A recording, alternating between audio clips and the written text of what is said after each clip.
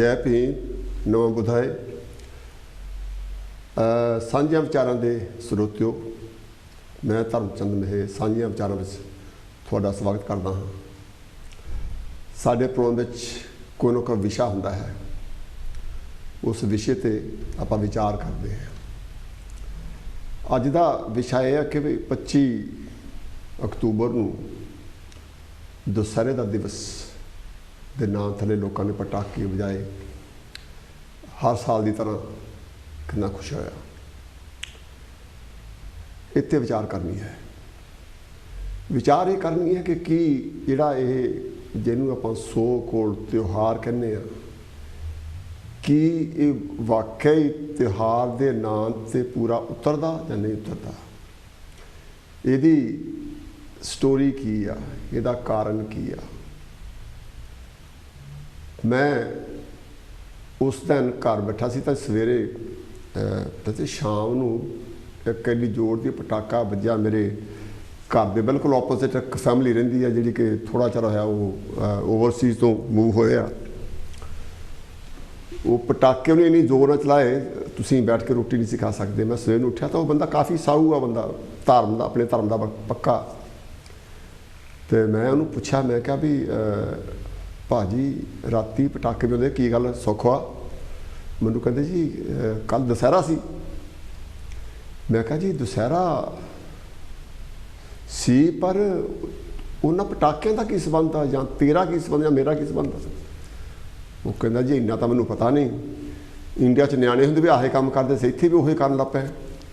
ਮੈਂ ਕਿਹਾ ਸਿੱਖਿਆ ਨਹੀਂ ਕੁਛ? ਕਹਿੰਦੇ ਸਿੱਖਿਆ ਨਹੀਂ ਕੁਛ। ਇੱਥੇ ਗੱਲ ਕਰਨੀ ਕਿ ਕੀ ਅਸੀਂ ਜਿਹੜੇ ਤਿਉਹਾਰ ਜਿੱਦਾਂ ਦੇ ਹੈਗੇ ਉੱਦਾਂ ਦੇ ਮਨਾਏ ਜਾ ਰਹੇ ਹਾਂ ਜਾਂ ਨਹੀਂ।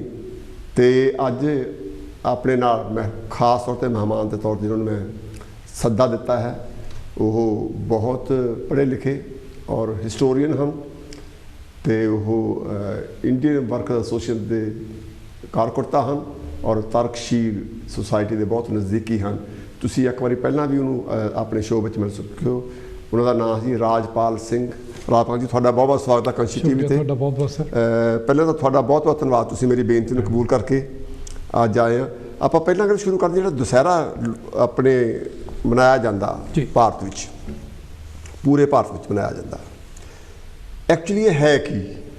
ਇਹ 'ਤੇ ਥੋੜ੍ਹਾ ਚਾਨਣਾ ਪਾਓ ਵੀ ਦੁਸਹਿਰਾ ਕਿਹੜੀ ਬਲਾ ਦਾ ਨਾਂ ਆ? ਠੀਕ ਹੈ, ਦੇਖੋ ਸਭ ਤੋਂ ਪਹਿਲਾਂ ਇਹਦਾ ਜਿਹੜਾ ਨਾਂ ਹੈ, ਜੇ ਅਸੀਂ ਇਹਨੂੰ ਹੌਲੀ ਜੀ ਕਹੀਏ ਤਾਂ ਨਾਂ ਹੈ ਦਸਹਿਰਾ। ਹਾਂ, ਕਿ ਪਰਟੀਕੂਲਰਲੀ ਸਾਡੀ ਜਿਹੜੀ ਜ਼ੁਬਾਨ ਹੈ, ਸਾਡਾ ਜਿਹੜਾ ਮਾਸ਼ਾ, ਸਾਡਾ ਜਿਹੜਾ ਕਲਚਰ ਹੈ, ਉਹਦੇ ਵਿੱਚ ਦਸਹਿਰੇ ਦਾ ਮਤਲਬ ਹੈ 10 ਹਾਰਾ। ਜਿਸ ਤਰ੍ਹਾਂ ਦੋ ਲਫ਼ਜ਼ ਨੇ ਉਹਨੂੰ ਇਕੱਠੇ ਕੀਤੇ 10 ਹਾਰਾ। ਇਹਦਾ ਮਤਲਬ ਇਹ ਹੈ ਕਿ ਰਾਵਣ ਦੇ 10 ਸਿਰ ਸੀਗੇ, 10 ਸਿਰ, ਠੀਕ ਹੈ, ਅਤੇ ਉਹ 10 ਸਿਰਾਂ ਨੂੰ ਹਰਾਉਣਾ ਉਹਦੇ ਦੁਸਹਿਰਾ। ਅਤੇ ਟੂ ਪੁੱਟ ਇਟ ਇਨ ਅ ਨਟਸ਼ੈਲ, ਉਹਨੂੰ ਜੇ ਅਸੀਂ ਛੋਟੀ ਜਿਹੀ ਗੱਲ ਦੱਸੀਏ, ਉਹ ਇਹ ਹੈ ਕਿ ਦੁਸਹਿਰਾ ਇਸ ਲਈ ਮਨਾਇਆ ਜਾਂਦਾ ਕਿ ਦੁਸਹਿਰੇ ਵਾਲੇ ਦਿਨ ਜਿਹੜੀ ਬੜੀ ਜੰਗ ਸੀ ਰਾਮ, ਜਿਹਦੇ ਵਿੱਚ ਰਾਮ, ਲਕਸ਼ਮਣ, ਹਨੂੰਮਾਨ, ਜਿਹਨਾਂ ਨੂੰ ਅਸੀਂ ਜਾਣਦੇ ਆਪਣੇ ਵਿਰਸੇ ਦੇ ਵਿੱਚੋਂ, ਕਿ ਉਹਨਾਂ ਨੇ ਲੰਕਾ ਜਾ ਕੇ ਰਾਵਣ ਜਿਹੜਾ ਲੰਕਾ ਦਾ ਰਾਜਾ ਸੀ, ਉਹਦੇ ਨਾਲ ਲੜਾਈ ਕੀਤੀ, ਜੰਗ ਕੀਤੀ, ਉਹਨੂੰ ਹਰਾਇਆ। ਅਤੇ ਜਿਸ ਦਿਨ ਉਹ ਮਾਰਿਆ ਗਿਆ, ਜਾਂ ਕਈ ਲੋਕ ਕਹਿੰਦੇ ਜਿਸ ਦਿਨ ਉਹਦੀ ਸ਼ਹਾਦਤ ਹੋਈ, ਉਸ ਦਿਨ ਨੂੰ ਦੁਸਹਿਰਾ ਕਿਹਾ ਜਾਂਦਾ ਹੈ। ਅਤੇ ਦੁਸਹਿਰਾ ਦੀਵਾਲੀ ਤੋਂ 21 ਦਿਨ ਪਹਿਲਾਂ ਹੁੰਦਾ ਹੈ।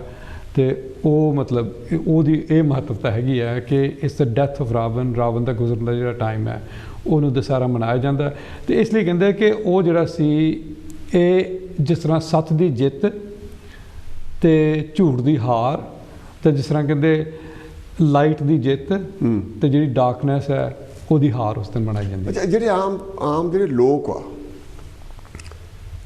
ਉਸ ਲੜਾਈ ਦਾ ਆਪਾਂ ਮੁੱਢ ਵੀ ਜਾਣਨਾ ਚਾਹਾਂਗੇ। ਆਮ ਲੋਕਾਂ ਨਾਲ ਕੀ ਸੰਬੰਧ ਇਹਦਾ? ਦੇਖੋ, ਜਿਹੜੀ ਆਮ ਲੋਕਾਂ ਦੀ ਤੁਸੀਂ ਗੱਲ ਕਰ ਰਹੇ ਨੇ, ਬੜੀ ਦਿਲਚਸਪ ਗੱਲ ਹੈ ਕਿ ਮੇਰੇ ਖਿਆਲ ਵਿੱਚ ਕਿ ਜਿਸ ਤਰ੍ਹਾਂ ਕੋਈ ਮਜ਼ਹਬ ਹੋਵੇ ਜਾਂ ਹੋਰ ਵੀ ਕੋਈ ਮਤਲਬ ਸਾਡੇ ਕਲਚਰ 'ਚ ਹੋਵੇ, ਇਹ ਨਹੀਂ ਕਿ ਅਸੀਂ ਕਿਸੇ ਚੀਜ਼ ਨੂੰ ਇਸ ਲਈ ਮਨਾਉਂਦੇ ਹਾਂ ਕਿ ਅਸੀਂ ਪੜ੍ਹਿਆ ਉਹਦੇ ਬਾਰੇ ਜਾਂ ਉਹਦੇ ਬਾਰੇ ਅਸੀਂ ਕੋਈ ਇਲਮ ਜਾਣਿਆ। ਮੋਸਟਲੀ ਅਸੀਂ ਇਸ ਲਈ ਮਨਾਉਂਦੇ ਹਾਂ ਕਿ ਸਾਨੂੰ ਸਾਡੇ ਬਜ਼ੁਰਗਾਂ ਨੇ ਦੱਸਿਆ, ਠੀਕ ਹੈ, ਕਿ ਇਹ ਸਾਡੇ ਵਿਰਸੇ ਵਿੱਚ ਹੈ। ਇੰਗਲਿਸ਼ ਜਿਸ ਤਰ੍ਹਾਂ ਕਹਿੰਦੇ ਆ ਕਿ we are doing this because others have been doing it in a particular way, yeah. So ਉਹ ਇੱਕ ਟ੍ਰੈਡੀਸ਼ਨ, ਉਹ ਸਾਰਾ ਵਿਰਸਾ ਹੈਗਾ। ਲੇਕਿਨ ਜਿਹੜਾ ਉਹਦਾ ਆਮ ਮਤਲਬ ਜਿਹੜਾ ਤੁਸੀਂ ਪੁੱਛ ਰਹੇ, ਉਹ ਇਹ ਹੈ ਕਿ ਉਸ ਦਿਨ ਉਹ ਦਿਨ ਜਿਸ ਦਿਨ ਰਾਵਣ ਦੀ ਡੈਥ ਹੋਈ ਜਾਂ ਰਾਵਣ ਦੀ ਸ਼ਹਾਦਤ ਹੋਈ, ਲੀਡਿੰਗ ਅਪ ਟੂ ਦੈਟ ਕਿ ਰਾਵਣ 'ਤੇ ਬੜਾ ਵੱਡਾ ਇਲਜ਼ਾਮ ਸੀ ਕਿ ਉਹਨੇ ਸੀਤਾ ਨੂੰ, ਰਾਮ ਦੀ ਜਿਹੜੀ ਵਾਈਫ ਸੀ, ਉਹਨੂੰ ਚੁੱਕ ਕੇ ਲੈ ਕੇ ਆ, ਅਤੇ ਕਿ ਰਾਮ ਨੇ ਜਾ ਕੇ ਉੱਥੇ ਬਦਲਾ ਲਿਆ ਸੀਤਾ ਨੂੰ ਲਿਆਉਣ ਲਈ ਵਾਪਸ, ਅਤੇ ਉਹਦੇ ਵਿੱਚ ਜੰਗ ਹੋਈ, ਅਤੇ ਤਾਂ ਮਤਲਬ ਲੰਕਾ ਨੂੰ ਅੱਗ ਬਾਲੀ, ਉਹਦਾ ਮਤਲਬ ਉਹਨੂੰ ਮਾਰਿਆ, ਸਭ ਕੁਝ ਬਰਬਾਦ ਕੀਤਾ, ਅਤੇ ਵਾਪਸ ਆ ਗਏ ਉੱਥੇ ਅਯੋਧਿਆ ਆ ਗਏ ਆਪਣਾ ਰਾਜ ਭਾਗ ਲੈਣ। ਇਹ ਕਨਵੀਨੀਅੰਟ ਗੱਲ ਹੈ ਕਿ ਜਿਹੜਾ ਉਹਨਾਂ ਦਾ ਰਾਜ ਭਾਗ ਹੈ ਉਹਦੀ ਜਿਹੜੀ ਬਨਵਾਸ ਦੀ ਜਿਹੜੀ ਡੇਟ ਸੀਗੀ ਉਹ ਕੋਇਨਸਾਈਡ ਕੀਤੀ ਉਹਦੇ ਨਾਲ ਹੀ, ਠੀਕ ਹੈ ਨਾ। ਸੋ ਉਹਦਾ ਮਤਲਬ ਹੈ। ਪਰ ਇੱਕ ਗੱਲ ਮੈਂ ਤੁਹਾਨੂੰ ਕਹਿਣਾ ਚਾਹੁੰਦਾ ਐਜ਼ ਅ ਹਿਸਟੋਰੀਅਨ ਕਿ ਇਹਦੇ ਵਿੱਚ ਨਾ ਕੋਈ ਇਹ 'ਚ ਕੋਈ ਐਵੀਡੈਂਸ ਨਹੀਂ ਹੈ, ਕੋਈ ਇਹ ਹਿਸਟਰੀ ਦੀ ਗੱਲ ਨਹੀਂ ਅਸੀਂ ਕਰ ਰਹੇ ਹੈਗੇ, ਅਸੀਂ ਗੱਲ ਕਰ ਰਹੇ ਹਾਂ ਮਿਥਿਹਾਸ ਦੀ। ਹਾਂਜੀ ਇਹ ਮਿਥ ਜਿਸ ਨੂੰ ਕਹਿੰਦੇ ਆ, ਇਹ ਮਿਥ ਹੈ ਕਿ ਇਹ ਇਤਿਹਾਸ ਨਹੀਂ ਹੈ, ਇਹ ਤਾਰੀਖ ਨਹੀਂ ਹੈ।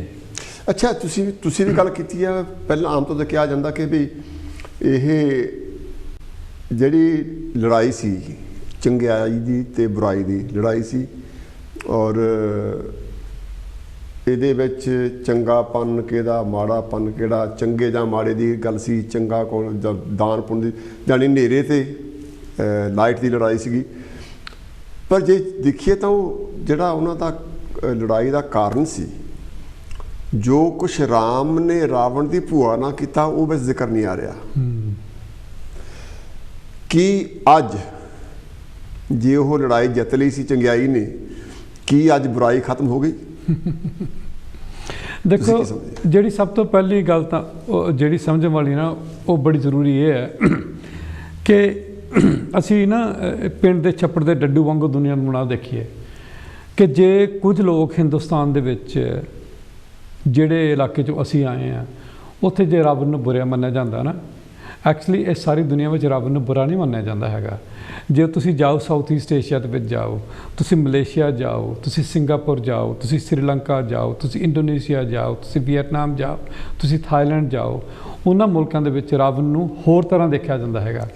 ਜਿਹੜੇ ਸ੍ਰੀਲੰਕਾ ਦੇ ਲੋਕ ਨੇ ਉਹ ਨਹੀਂ ਮਨਾਉਂਦੇ ਉਹਦੀ ਸ਼ਹਾਦਤ, ਉਹ ਕਹਿੰਦੇ ਵੀ ਇਹ ਤਾਂ ਸਾਡਾ ਰਾਜਾ ਸੀਗਾ, ਠੀਕ ਹੈ, ਕਿ ਰਾਮ ਬੜੀ ਦੂਰੋਂ ਆਇਆ ਹੈ, ਕਿ ਜਿਸ ਤਰ੍ਹਾਂ ਨੌਰਦਰਨ ਇਨਵੇਡਰ ਹੈ, ਆਰੀਅਨ ਇਨਵੇਡਰ ਆ ਕੇ ਸਾਡੇ ਮੁਲਕ 'ਤੇ ਕਬਜ਼ਾ ਕੀਤਾ, ਸਾਡੇ ਰਾਜੇ ਨੂੰ ਮਾਰਿਆ।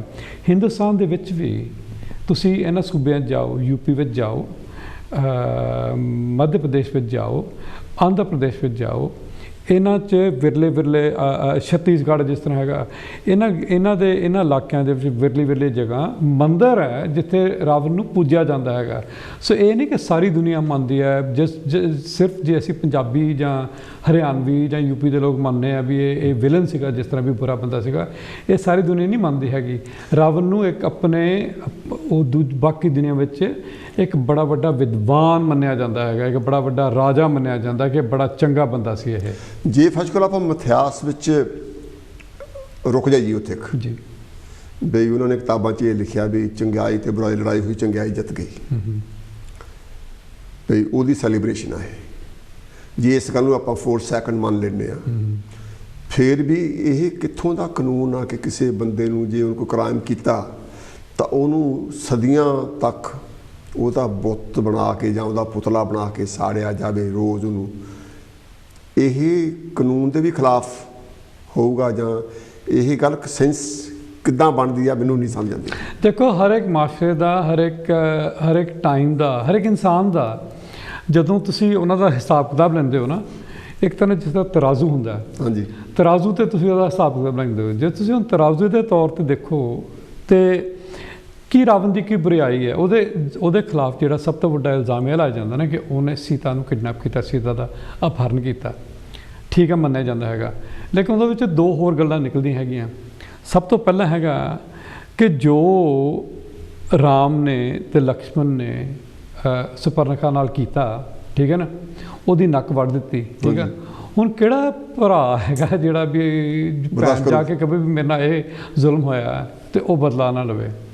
ਦੂਜੀ ਗੱਲ ਇਹ ਹੈ ਕਿ ਬੇਸ਼ੱਕ ਰਾਵਣ ਨੇ ਉਹਦਾ ਅਪਹਰਨ ਕੀਤਾ ਉਹਨੂੰ, ਲੇਕਿਨ ਉਹਨੇ ਸੀਤਾ ਨੂੰ ਆਪਣੇ ਘਰ, ਆਪਣੇ ਮਹਿਲ ਵਿੱਚ ਨਹੀਂ ਰੱਖਿਆ।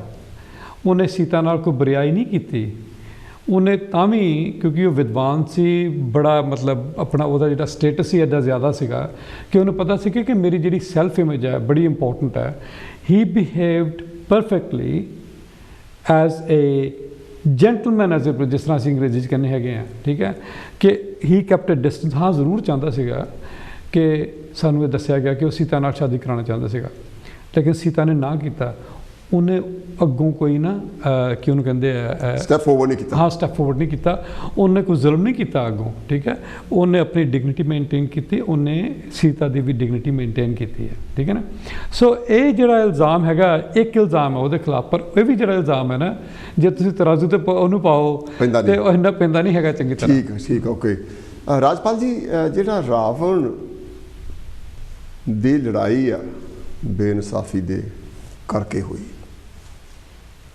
ਇੱਜ਼ਤ ਦਾ ਮਾਮਲਾ ਸੀਗਾ, ਲੜਾਈ ਹੋਈ, ਬੇਪਤੀ ਜਿਹੜੀ ਹੈਗੀ ਆ, ਲਫ਼ਜ਼ ਪੰਜਾਬੀ ਦਾ ਉਹ ਜ਼ਿਆਦਾ ਇੰਪੋਰਟੈਂਟ ਹੈ, ਜਿਹਦੇ ਕਰਕੇ ਇਹ ਸਾਰਾ ਲੜਾਈ ਝਗੜਾ ਹੋਇਆ, ਉਹਨੂੰ ਫੂਕਿਆ ਜਾਂਦਾ। ਜਿਹੜੀ ਬੇਇਨਸਾਫੀ ਅੱਜ ਹੋ ਰਹੀ ਲੋਕਾਂ ਦੇ ਨਾਲ, ਉਹਨਾਂ ਲੋਕਾਂ ਦੇ ਨਾਲ ਜਿਹੜੇ ਗਰੀਬ ਕਹਿ ਲੈਂਦੇ ਆਪਾਂ, ਜਿਨ੍ਹਾਂ ਨੂੰ ਪਿੱਛੇ ਧੱਕਿਆ ਗਿਆ, ਉਹਨਾਂ ਦੇ ਰਾਜ ਭਾਗ ਖੋ ਕੇ ਜਿਹੜੇ ਮੇਲੇ ਅੱਜ ਕਾਮਯਾਬ ਹੋ ਰਹੇ ਆ, ਉਹਨਾਂ 'ਤੇ ਜਾਣ ਵਾਲੇ ਵੀ ਉਹੀ ਆ। ਜਾਨੀ ਹੈਰਾਨ ਹੁੰਦੀ ਹੈ ਗੱਲ ਕਿ ਵੀ ਲੋਕਾਂ ਵਿੱਚ ਕੀ ਗਲਤ ਫਹਿਮੀ ਆ ਜਾਂ ਕੀ ਗਲਤ ਧਾਰਾ ਜੰਮ ਗਈ ਕਿ ਮੇਲਿਆਂ 'ਤੇ ਜਾਣ ਵਾਲੇ ਉਹ ਸੈਲੀਬ੍ਰੇਟ ਕਰ ਰਹੇ ਆ ਵੀ ਸਾਡੇ ਨਾਲ ਆ ਹੋਇਆ ਸੀਗਾ, ਸਾਡਾ ਬੰਦਾ ਰੂਹਿਆ ਸੀ, ਅਸੀਂ ਤਾਂ ਦੇਖਣ ਆਏ ਹਾਂ। ਕਿ ਇਹ ਧਾਰਨਾ ਨੂੰ ਦੀ ਜਾਂ ਇਹ ਧਾਰਨਾ ਇਹ ਆ ਵੀ ਚਲੋ ਮੇਲਾ ਹੀ ਆ, ਚਲੋ ਜਲੇਬੀਆਂ ਖਾਵਣ ਜਾ ਕੇ। ਐਕਚੁਅਲੀ ਜਿਹੜੀ ਦੂਜੀ ਗੱਲ ਤਾਂ ਵੈਸੇ ਮਜ਼ਾਕ ਦੀ ਲੱਗਦੀ ਹੈ, ਲੇਕਿਨ ਇਹ ਸੀਰੀਅਸ ਗੱਲ ਹੈ ਕਿ ਦੇਖੋ ਹਰ ਇੱਕ ਸਮਾਜ ਦੇ ਵਿੱਚ, ਹਰ ਇੱਕ ਟਾਈਮ ਦੇ ਵਿੱਚ ਜਦੋਂ ਵੀ ਲੋਕਾਂ ਨੇ, ਇਤਿਹਾਸਕ ਤੌਰ 'ਤੇ ਕਿਸਾਨ ਲੋਕਾਂ ਨੇ, ਜਿਨ੍ਹਾਂ ਨੇ ਸਾਰਾ ਸਾਲ ਹੱਡ ਭੰਨਵੀਂ ਮਿਹਨਤ ਕੀਤੀ ਹੈ, ਹਾਂਜੀ, ਠੀਕ ਹੈ ਨਾ, ਹਰ ਇੱਕ ਕਲਚਰ ਦੇ ਵਿੱਚ ਇਹ ਜ਼ਰੂਰ ਹੈ ਕਿ ਇੱਕ ਫੰਕਸ਼ਨ ਹੁੰਦੇ ਨੇ, ਥੋੜ੍ਹੇ ਜਿਹੇ ਫੰਕਸ਼ਨ ਹੁੰਦੇ ਨੇ ਜਿਨ੍ਹਾਂ ਨੂੰ ਅਸੀਂ ਮੇਲਾ ਕਹਿੰਦੇ ਹਾਂ, ਕਿ ਉਹ ਮੇਲਾ ਇੱਕ ਤਰ੍ਹਾਂ it's almost like human release, ਠੀਕ ਹੈ ਨਾ, ਕਿ ਅਸੀਂ ਮੇਲੇ 'ਤੇ ਜਾ ਕੇ ਮਿਲਣਾ ਹੈਗਾ, ਠੀਕ ਹੈ। ਉੱਥੇ ਜੋ ਸਾਲ ਦੇ ਜਿਹੜੇ ਮਤਲਬ ਅਸੀਂ ਬੇਸਿਕਲੀ ਰਿਲੈਕਸ ਕਰਨਾ ਸੀ, ਉੱਥੇ ਅਸੀਂ ਸ਼ਰਾਬ ਵੀ ਪੀਣੀ ਹੈ, ਉੱਥੇ ਅਸੀਂ ਜਲੇਬੀਆਂ ਵੀ ਖਾਣੀਆਂ ਹੈਗੀਆਂ, ਠੀਕ ਹੈ, ਉੱਥੇ ਲੜਨਾ ਵੀ ਹੈ, ਉੱਥੇ ਦੇਖਣੇ ਆ ਵੀ ਮਿਊਜ਼ੀਸ਼ੀਅਨਸ ਵੀ ਦੇਖਣੇ, ਉੱਥੇ ਕੋਈ ਨਾਚ ਗਾਣਾ ਵੀ ਹੈਗਾ, ਸਭ ਕੁਝ। ਉਹ ਨਾ ਇੱਕ ਤਰ੍ਹਾਂ ਇਨਸਾਨੀ ਜ਼ਰੂਰਤ ਹੈ, ਆਲਮੋਸਟ ਜਿਸ ਤਰ੍ਹਾਂ ਇੱਕ ਇਨਸਾਨੀ ਜਿਸਮਨੀ ਜ਼ਰੂਰਤ ਹੁੰਦੀ ਹੈ ਨਾ, ਇਹ ਇਨਸਾਨੀ ਮਾਨਸਿਕ ਜ਼ਰੂਰਤ ਹੈਗੀ, ਹਰ ਇੱਕ ਕਲਚਰ, ਦੁਨੀਆ ਦੇ ਹਰ ਇੱਕ ਕਲਚਰ ਦੇ ਵਿੱਚ ਹੈ। ਅਤੇ ਇਹਦੇ ਬਾਰੇ ਸਵਾਲ ਆਇਰੋਨਿਕਲੀ ਹੁਣ ਲੋਕ ਸਵਾਲ ਕਰਦੇ ਨੇ, ਲੇਕਿਨ ਹਿਸਟੋਰਿਕਲੀ, ਇਤਿਹਾਸਕ ਤੌਰ 'ਤੇ ਲੋਕਾਂ ਨੇ ਕੋਈ ਇਹਦੇ ਬਾਰੇ ਕੋਈ ਇੰਨੇ ਖਿਆਲ ਨਹੀਂ ਕੀਤੇ ਹੈਗੇ ਕਿ ਕਿਉਂ। ਹਾਂ, ਲੋਕਾਂ ਨੂੰ ਇਹ ਜ਼ਰੂਰ ਹੈਗਾ ਕਿ ਬੱਚਿਆਂ ਨੂੰ ਪਤਾ ਵੀ ਸਾਡੇ ਵੱਡੇ ਵਡੇਰੇ ਜਾਂਦੇ ਮੇਲੇ, ਅਤੇ ਅਸੀਂ ਵੀ ਜਾਣਾ ਹੈਗਾ। ਸੋ ਸਾਰੀ ਐਕਸਾਈਟਮੈਂਟ, ਤੁਹਾਨੂੰ ਨਵੇਂ ਕੱਪੜੇ ਮਿਲਦੇ ਆ, ਤੁਹਾਡੇ ਕੋਲ ਜੇਬ ਥੋੜ੍ਹੇ ਜਿਹੇ ਪੈਸੇ ਵੀ ਹੁੰਦੇ ਆ, ਤੁਸੀਂ ਜੋ ਖਾਣੇ ਪਹਿਲਾਂ ਤੁਸੀਂ ਨਹੀਂ ਖਾ ਸਕਦੇ, ਸਾਰਾ ਸਾਲ ਨਹੀਂ ਖਾ ਸਕਦੇ, ਉਹ ਤੁਸੀਂ ਖਾਣੇ ਆ, ਨੱਚਣਾ ਗਾਣਾ ਕਰਨਾ, basically it's letting your head down, ਜਿਸ ਤਰ੍ਹਾਂ ਅਸੀਂ ਇੰਗਲਿਸ਼ ਕਹਿੰਦੇ। ਮੈਂ ਜ਼ਿੰਦਗੀ 'ਚ 2 ਮੇਲੇ ਜਾਂ 3 ਮੇਲੇ ਰਿਪੀਟਡਲੀ ਬਹੁਤ ਵਾਰੀ ਦੇਖੇ।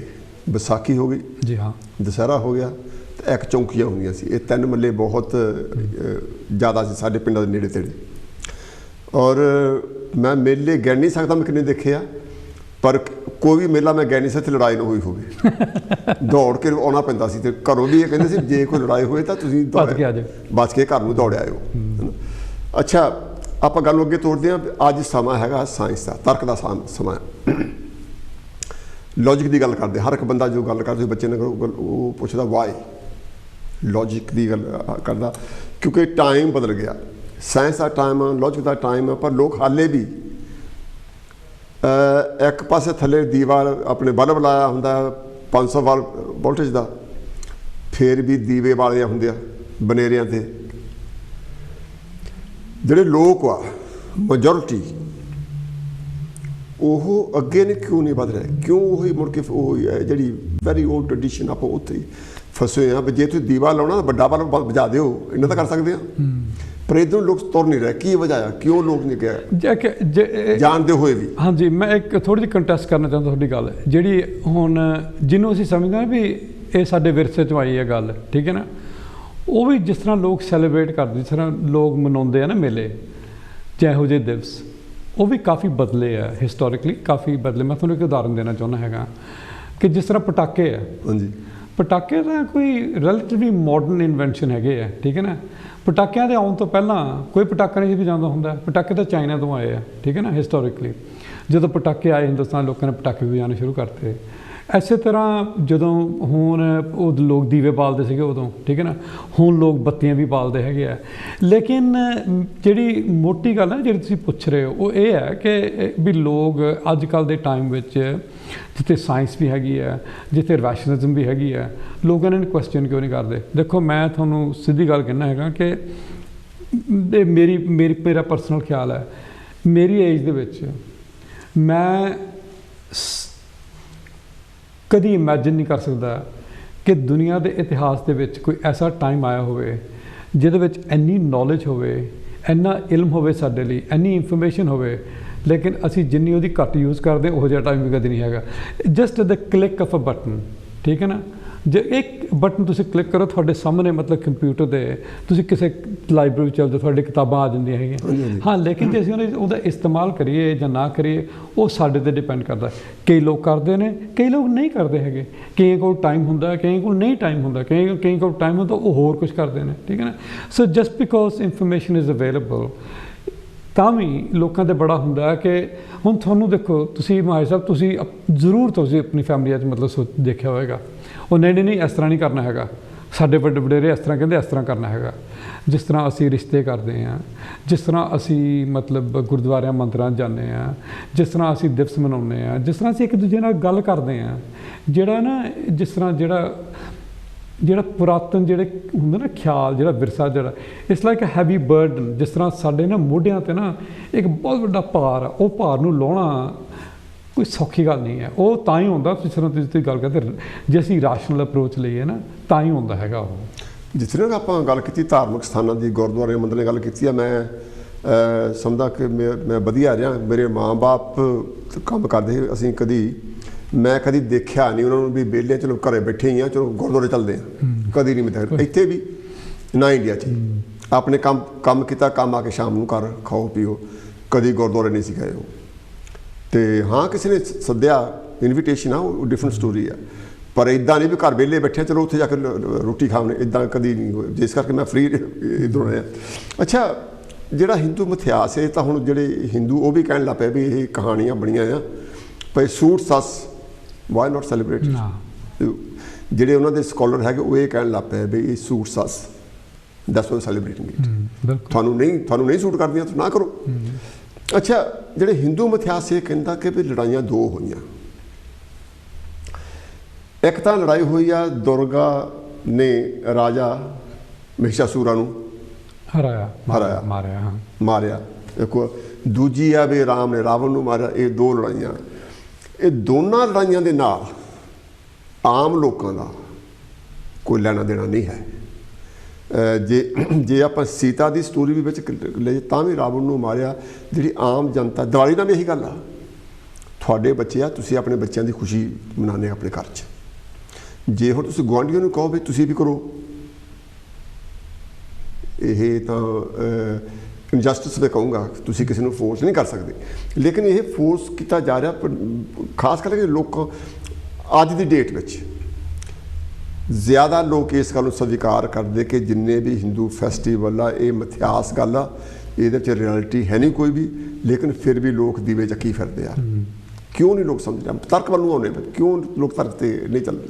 ਨਹੀਂ, ਕੁਛ ਲੋਕ ਸਮਝਦੇ ਨੇ, ਕਈ ਕੁਛ ਨਹੀਂ ਸਮਝਦੇ। ਹੁਣ ਦੇਖੋ, ਇੱਕ ਤਰ੍ਹਾਂ ਨਾ, ਦੇਖੋ ਜਿਸ ਤਰ੍ਹਾਂ ਤੁਸੀਂ ਇਹਨਾਂ ਦਿਵਸਾਂ ਦੀ ਗੱਲ ਕਰ ਰਹੇ ਹੋ, ਠੀਕ ਹੈ, ਇਹ ਨਾ ਇੱਕ ਤਰ੍ਹਾਂ ਇਹ ਨਿਊਟਰਲ ਨਹੀਂ ਹੈ, ਠੀਕ ਹੈ। ਕੋਈ ਵੀ ਦਿਵਸ ਕੋਈ ਨਿਊਟਰਲ ਨਹੀਂ ਹੁੰਦਾ। ਇਹ ਜਿਸ ਤਰ੍ਹਾਂ ਸ਼ਾਸਤਰ ਨੇ, ਜਿਸ ਤਰ੍ਹਾਂ ਵੈਪਨਸ ਹੁੰਦੇ ਨੇ, ਜਿਸ ਤਰ੍ਹਾਂ ਹਥਿਆਰ ਹੁੰਦੇ ਨੇ ਨਾ, ਹਥਿਆਰ ਹੁੰਦੇ ਨੇ, ਠੀਕ ਹੈ। ਹੁਣ ਮੈਂ ਤੁਹਾਨੂੰ ਉਦਾਹਰਨ ਦਿੰਦਾ ਕਿ ਮੈਂ ਬਚਪਨ ਦੇ ਵਿੱਚ ਕਿ ਜਿਸ ਤਰ੍ਹਾਂ ਅਸੀਂ ਦੁਸਹਿਰਾ ਦੇਖਦੇ ਸੀਗੇ, ਠੀਕ ਹੈ, ਸਾਡੇ ਲਈ ਬਚਪਨ 'ਚ ਸਾਡੇ ਲਈ ਤਾਂ ਬਹੁਤ ਹੀ ਮਤਲਬ ਬੜਾ ਹੀ ਇੰਜੋਏਬਲ ਟਾਈਮ ਸੀਗਾ। ਉੱਥੇ ਅਸੀਂ ਮਜ਼ਾਕ ਦੇਖਣਾ, ਉੱਥੇ ਅਸੀਂ ਦੇਖਣਾ ਜਿਹੜੀ ਰਾਮਲੀਲਾ ਦੇਖੀ ਦੀ ਸੀ, ਤਾਂ ਮੀਨ ਰਾਮਲੀਲਾ ਤਾਂ was the funniest thing you ever saw as a child, ਠੀਕ ਹੈ ਨਾ। ਕਿਸੇ ਨੂੰ ਡਾਇਲੌਗ ਨਹੀਂ ਆ ਰਿਹਾ, ਕਿਸੇ ਨੇ ਕਹਿਣਾ ਉਹ ਸੀਤਾ ਨੂੰ ਇੱਧਰ ਲਿਆ ਓਏ, ਠੀਕ ਹੈ ਨਾ। ਸੋ ਸਾਡੇ ਲਈ ਬੱਚਿਆਂ ਲਈ ਤਾਂ ਬਹੁਤ ਮਤਲਬ ਇੰਪੋਰਟੈਂਟ ਸੀਗਾ, ਐਂਟਰਟੇਨਮੈਂਟ। ਹਾਂ, ਐਂਟਰਟੇਨਮੈਂਟ ਸੀਗੀ। ਉਦੋਂ ਨਾ ਸਰਟਨਲੀ ਮੇਰੀ ਜਿਹੜੀ ਯਾਦਾਸ਼ਤ ਹੈ ਉਹਦੇ ਵਿੱਚ ਇਹ ਹਥਿਆਰ ਨਹੀਂ ਸੀਗਾ, ਹੁਣ ਇਹ ਹਥਿਆਰ ਬਣ ਗਿਆ ਹੈਗਾ। ਜਿਸ ਤਰ੍ਹਾਂ ਅਸੀਂ ਮਜ਼ਹਬ ਨੂੰ ਸਮਝਦੇ ਹੈਗੇ ਹੁਣ, ਠੀਕ ਹੈ ਨਾ। ਹੁਣ ਜਿਸ ਤਰ੍ਹਾਂ ਜੇ ਤੁਸੀਂ ਹਿੰਦੂ ਧਰਮ ਨੂੰ ਦੇਖੋ, ਇਹ ਜਿਸ ਤਰ੍ਹਾਂ ਅੱਜ ਕੱਲ੍ਹ ਹਿੰਦੂ ਧਰਮ ਨੂੰ ਪ੍ਰਮੋਟ ਕੀਤਾ ਜਾ ਰਿਹਾ ਹੈਗਾ, ਜਿਹੜੇ ਅਵਤਾਰ ਵਿੱਚ ਉਹਨੂੰ ਪ੍ਰਮੋਟ ਕੀਤਾ ਜਾ ਰਿਹਾ, ਉਹ ਮੇਰੇ ਲਈ। ਹੈਲੋ ਜੀ, ਕੌਣ ਤੇ ਕਿੱਥੋਂ ਬੋਲਦੇ? ਸਵਾਗਤ ਹੈ ਤੁਹਾਡਾ ਜੀ। ਹੈਲੋ ਜੀ, ਮੈਂ ਤੇ ਰਾਜਪਾਲ ਸਿੰਘ ਜੀ, ਮੈਂ ਫਕੀਰ ਚੰਦ ਚੌਹਾਨ ਬੋਲਦਾ ਬਰਮਿੰਘਮ ਤੋਂ। ਜੈ ਪੀ ਚੌਹਾਨ ਸਾਹਿਬ ਜੀ। ਦੇਖੋ, ਇਹ ਜਿਹੜਾ ਅੱਜ ਤੁਸੀਂ ਵਿਸ਼ਾ ਰੱਖਿਆ ਬਹੁਤ ਚੰਗੀ ਗੱਲ ਆ। ਥੈਂਕ ਯੂ ਜੀ। ਕਿਉਂਕਿ ਜਿਹੜਾ ਦੁਸਹਿਰਾ ਆ ਇਹਦੇ ਬਾਰੇ ਜ਼ਰੂਰ ਚਰਚਾ ਹੋਣੀ ਚਾਹੀਦੀ ਹੈ। ਹਾਂਜੀ। ਕਿਉਂਕਿ ਭਾਰਤ ਦੇ ਵਿੱਚ ਜਿਹੜੀ ਵਿੱਦਿਆ ਹੋਰ ਥੋੜੇ ਲੋਕਾਂ ਕੋਲ ਆ, ਬਾਕੀ ਜਿਹੜੇ ਲੋਕ ਆ ਉਹ ਲਾਈ ਲੱਗ ਗਿਆ। ਕਿਉਂਕਿ ਤੁਸੀਂ ਦੇਖੋ ਵੀ ਉੱਥੇ ਅੰਗਰੇਜ਼ਾਂ ਦਾ ਰਾਜ ਰਿਹਾ, ਉਹਨਾਂ ਨੂੰ ਤਾਂ ਇਹਦੇ ਵਿੱਚ ਦਖਲ ਦੇਣ ਦੀ ਲੋੜ ਨਹੀਂ ਸੀ। ਕਿਉਂਕਿ ਜਿਹੜਾ ਰਾਮ ਨੂੰ ਜਿਸ ਤਰ੍ਹਾਂ ਪੂਜਿਆ ਜਾਂਦਾ, ਉਹਨੂੰ ਨਾਇਕ ਬਣਾਇਆ, ਕਿਉਂਕਿ ਬਹੁਤ ਰਮਾਇਣ ਹੈ, ਪਰ ਜਿਹੜੀ ਵਾਲਮੀਕ ਨੇ ਲਿਖੀ ਉਹ ਸੰਸਕ੍ਰਿਤ ਦੇ ਵਿੱਚ ਹੈ। ਲੇਕਿਨ ਜਿਹੜੀ ਤੁਲਸੀਦਾਸ ਨੇ ਲਿਖੀ ਉਹ 450 ਸਾਲ ਪਹਿਲਾਂ ਉਹ ਹਿੰਦੀ 'ਚ ਲਿਖੀ ਹੈ। ਉਹਦੇ ਵਿੱਚ ਜਾਨੀ ਰਾਮ ਨੂੰ ਭਗਵਾਨ ਬਣਾ ਦਿੱਤਾ। ਹਾਂਜੀ ਹਾਂ।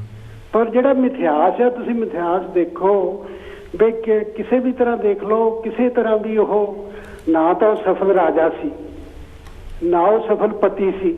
ਠੀਕ। ਫਿਰ ਉਹ ਜਿਹੜੀ ਰਾਵਣ ਨੇ ਜੋ ਕੁਝ ਕੀਤਾ ਗਲਤ ਨਹੀਂ ਕੀਤਾ, ਕਿਉਂਕਿ ਸਰੂਪਨਿਕਾ ਨੇ ਸਿਰਫ ਇਹੀ ਲਛਮਣ ਨੂੰ ਕਿਹਾ ਸੀ ਵੀ ਤੂੰ ਮੇਰੇ ਨਾਲ ਸ਼ਾਦੀ ਕਰਾ ਸਕਦਾ, ਉਹ ਇਨਕਾਰ ਕਰ ਸਕਦਾ ਸੀ, ਪਰ ਉਹਦਾ ਵੀ ਦੇਖੋ ਨੱਕ ਭੰਨਿਆ। ਹਾਂਜੀ। ਉਹਨੂੰ ਅਪਮਾਨਿਤ ਕੀਤਾ। ਫਿਰ ਉਹ ਰਾਵਣ ਨੇ ਤਦੇ ਹੀ ਉਹ ਸੀਤਾ ਨੂੰ ਇਹਦੇ ਬਦਲੇ ਚੁੱਕਿਆ ਸੀ, ਪਰ ਚੁੱਕ ਕੇ ਉਹਨੇ ਜਾਣੀ ਕੋਈ ਉਹਦੇ ਨਾਲ ਗਲਤੀ ਨਹੀਂ ਕੀਤੀ, ਉਹਨੂੰ ਸੇਫ ਰੱਖਿਆ। ਪਰ ਦੇਖੋ ਇਹ ਜਿਹੜਾ ਹੁਣ ਦੇਖੋ ਵੀ ਦੀਵਾਲੀ ਬਾਅਦ ਦੇ ਵਿੱਚ ਦੁਸਹਿਰਾ, ਇਹ ਦੋਨੇ ਇਹਦੇ ਨਾਲ ਲਿੰਕ ਹੈ।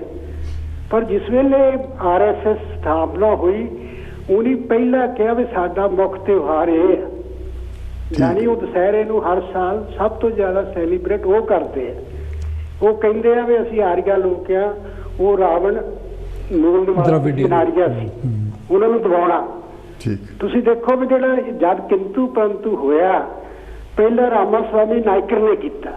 ਠੀਕ। ਉਹਨੇ 1930 ਦੇ ਵਿੱਚ ਸੱਚੀ ਰਮਾਇਣ ਲਿਖੀ, ਅੰਗਰੇਜ਼ੀ 'ਚ ਉਹਨੇ ਲਿਖੀ ਸੀ, ਹੁਣ ਉਹ ਹਿੰਦੀ 'ਚ ਵੀ ਮਿਲਦੀ ਹੈ। ਉਸ ਵੇਲੇ ਇਹਨੀ ਲੋਕਾਂ ਨੇ ਕਿਹਾ ਵੀ ਇਹ ਤੇ ਬੈਨ ਲਾਓ, ਕਿਉਂਕਿ ਉਦੋਂ ਤਾਂ ਅੰਗਰੇਜ਼ਾਂ ਦਾ ਰਾਜ ਸੀ। ਉਹ ਅੰਗਰੇਜ਼ਾਂ ਨੇ ਕਿਹਾ ਵੀ ਤੁਹਾਡੇ ਵੀ ਹੈਗੇ ਆ ਵੀ ਜੇ ਉਹ ਲਿਖੀ ਤਾਂ ਅਸੀਂ ਬੈਨ ਨਹੀਂ ਲਾ ਸਕਦੇ। ਔਰ ਬਾਅਦ ਦੇ ਵਿੱਚ ਤੁਸੀਂ ਦੇਖੋ ਬਾਬਾ ਸਾਹਿਬ ਡਾਕਟਰ ਅੰਬੇਡਕਰ ਨੇ ਜਿਹੜੀ ਐਨਹੀਲੇਸ਼ਨ ਆਫ ਕਾਸਟ ਲਿਖੀ ਹੈ, ਉਹਦੇ ਵਿੱਚ ਉਹਨੇ ਰਾਮ ਦਾ ਜ਼ਿਕਰ ਕੀਤਾ ਵੀ ਜਿਹੜਾ ਰਾਮ ਸੀ ਉਹ ਵਰਣ ਵਿਵਸਥਾ ਨੂੰ ਮੰਨਦਾ ਸੀ। ਯਾਨੀ ਉਹਦੇ ਵਿੱਚ ਉਹਨੇ ਲਿਖਿਆ ਵੀ ਜਿਹੜੇ ਬ੍ਰਾਹਮਣ ਉਹਦੇ ਕੋਲ ਇਕੱਠੇ ਹੋ ਕੇ ਗਏ ਵੀ ਜਿਹੜੇ ਇਹ ਸ਼ੂਦਰ ਆ ਪੜ੍ਹਨ ਲੱਗ ਪਏ, ਵੀ ਇਹ ਤਾਂ ਬਹੁਤ ਮਾੜੀ ਗੱਲ ਹੈ, ਵੀ ਇਹ ਨਹੀਂ ਪੜ੍ਹਨੇ ਚਾਹੀਦੇ। ਉਹਨੇ ਕਿਹਾ ਵੀ ਇੱਕ ਸ਼ੰਭੂ ਕਿਹਾ, ਉਹ ਜਾਨੀ ਮਤਲਬ ਪੜ੍ਹਾਈ ਕਰਦਾ, ਉਹਨੇ ਗਿਆਨ ਪ੍ਰਾਪਤ ਕਰ ਲਿਆ। ਉਹ ਰਾਮ ਨੇ ਜਾ ਕੇ ਉਹਨੂੰ ਕਿਹਾ ਵੀ ਕਿਉਂ ਕਰਦਾ? ਉਹਨੂੰ ਤੁਸੀਂ ਦੇਖੋ ਵੀ ਉਹਨੂੰ ਕਿਹਾ ਵੀ ਮੇਰਾ ਹੱਕ ਹੈ, ਉਹਨੂੰ ਉਹਦਾ ਸਿਰ ਕੱਟ ਦਿੱਤਾ। ਤੁਸੀਂ ਦੇਖੋ ਵੀ ਇੱਕ ਬੰਦਾ ਜਿਹੜਾ ਆ ਉਹ ਚਾਹੁੰਦਾ ਵੀ ਬਣਨ ਵਾਸਤਾ ਰਵੇ, ਬ੍ਰਾਹਮਣਾਂ ਦਾ ਉੱਚਾ ਦਰਜਾ ਹੋਵੇ।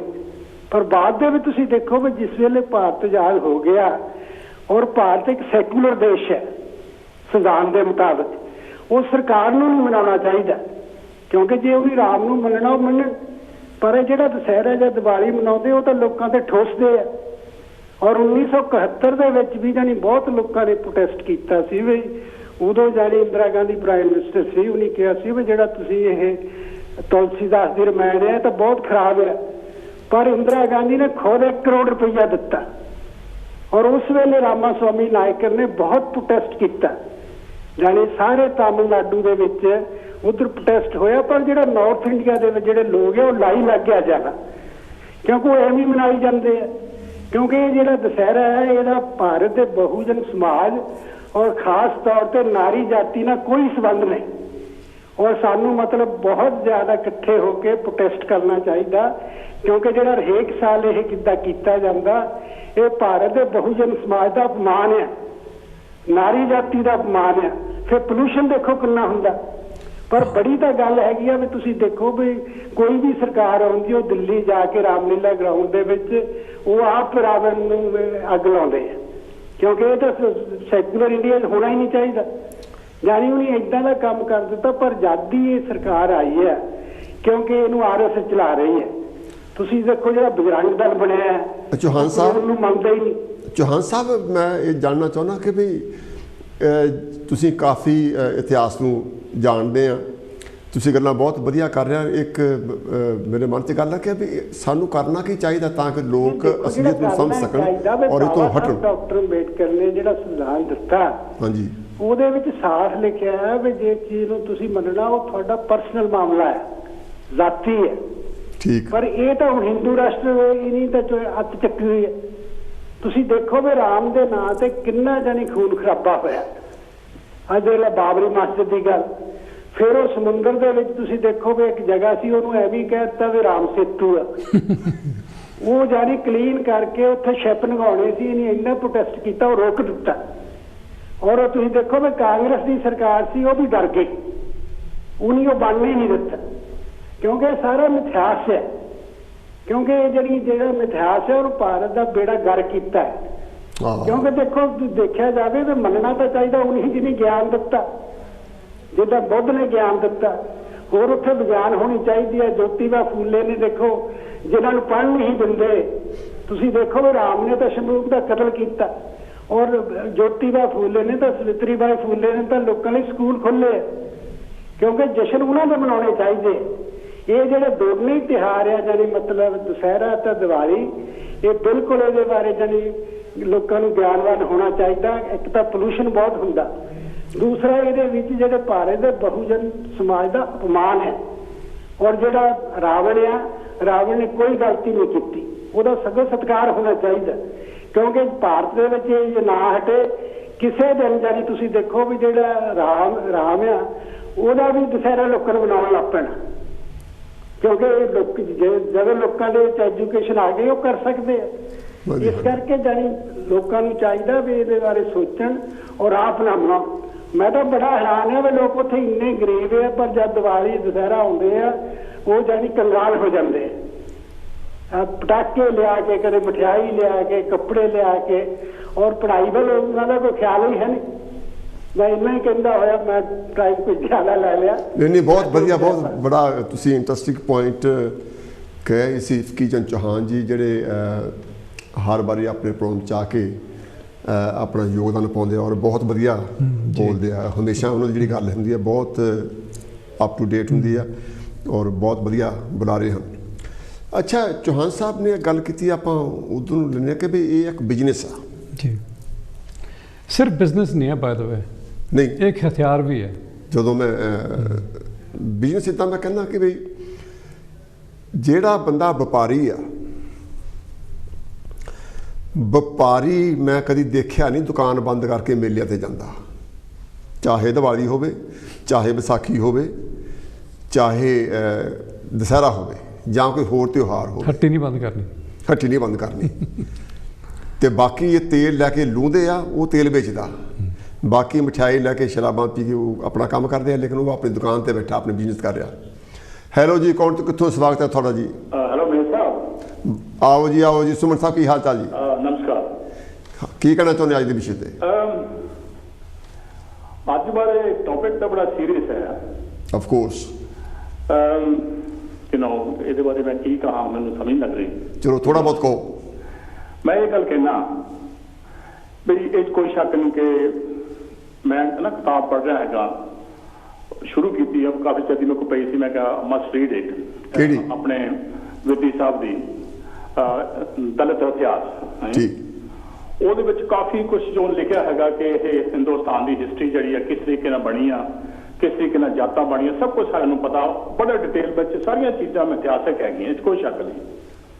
ਕੋਈ ਕਿਸੇ ਚੀਜ਼ ਕੋਈ ਬੇਸ ਨਹੀਂ ਹੈ, ਕੋਈ ਚੀਜ਼ ਨਹੀਂ ਹੈਗਾ। ਅੱਜ ਦੇ ਜ਼ਮਾਨੇ ਵਿੱਚ ਉਹ ਸਦੀਆਂ ਤੋਂ ਗੱਲਾਂ ਚੱਲੀਆਂ ਆ ਰਹੀਆਂ, ਉਹੀ ਤੁਰੀਆਂ ਆ ਰਹੀਆਂ। ਹਾਂਜੀ, ਪਰ ਦੇਖੋ ਮੈਂ ਇੱਕ ਗੱਲ ਯਕੀਨ ਕਰਦਾ, ਜਿਹੜੀਆਂ ਰਸਮਾਂ ਨਾ, ਪਹਿਲੀ ਗੱਲ ਤਾਂ ਕਿ ਜਿਹੜੀਆਂ ਰਸਮਾਂ ਹੈਗੀਆਂ ਉਹ ਕਿਸੇ ਮਤਲਬ ਲਈ ਬਣਾਈਆਂ ਸੀਗੀਆਂ, ਠੀਕ ਨੇ।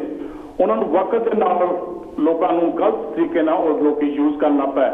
ਜਦ ਅੱਜ ਪੜ੍ਹਿਆ ਲਿਖਿਆ ਜ਼ਮਾਨਾ ਆਇਆ ਤਾਂ ਉਹਨਾਂ ਲੋਕਾਂ ਨੂੰ ਉਹ ਜਿਹੜੀਆਂ ਰਸਮਾਂ ਸੀਗੀਆਂ ਉਹ ਨਿਕੰਮੀਆਂ ਲੱਗਣ ਲੱਗ ਪਈਆਂ। ਪਰ ਮੈਂ ਕਹਿੰਦਾ ਕਿ ਇਹ ਕਿਸੇ ਟਾਈਮ ਤੇ ਕਿਸੇ ਚੰਗੇ ਕੰਮ ਲਈ ਬਣਾਈਆਂ ਸੀਗੀਆਂ। ਮਤਲਬ ਤੁਸੀਂ ਵਿਆਹ ਸ਼ਾਦੀ ਆ, ਪਹਿਲਾਂ ਕਈ ਰਸਮਾਂ ਐਸੀਆਂ ਕਿ ਅਗਰ ਤੁਸੀਂ ਵਿਆਹ ਸ਼ਾਦੀ ਤੋਂ ਰਸਮਾਂ ਨਹੀਂ ਕਰਦੀਆਂ ਤਾਂ ਵਿਆਹ ਸ਼ਾਦੀ ਨਹੀਂ ਲੱਗਦੀ ਹੈਗੀ। ਉਹਨਾਂ ਨੂੰ ਮੋਡੀਫਾਈ ਤਰੀਕੇ ਨਾਲ ਕਰੋ। ਠੀਕ ਹੈ ਕਿ ਤੁਹਾਨੂੰ ਪਤਾ ਕਿ ਇਹ ਚੀਜ਼ਾਂ ਹੈ ਤਾਂ ਮਤਲਬ ਨਹੀਂ ਮੰਨਣ ਵਾਲੀਆਂ, ਪਰ ਕਈ ਦਫਾ ਕਿਸੇ ਸਮਾਜ ਦੇ ਵਿੱਚ ਕੋਈ ਚੀਜ਼ਾਂ ਹੁੰਦੀਆਂ ਜਿਨ੍ਹਾਂ ਨੂੰ ਤੁਸੀਂ ਨਹੀਂ ਵੀ ਪਸੰਦ ਕਰਦੇ, ਪਰ ਤਦ ਵੀ ਤੁਹਾਨੂੰ ਉਹਨੂੰ ਫੋਲੋ ਕਰਨਾ ਪੈਂਦਾ। ਦੁਨੀਆ ਵਿੱਚ ਇੱਦਾਂ ਹੁੰਦੀ ਆ, ਠੀਕ ਹੈ ਕਿ ਨਹੀਂ?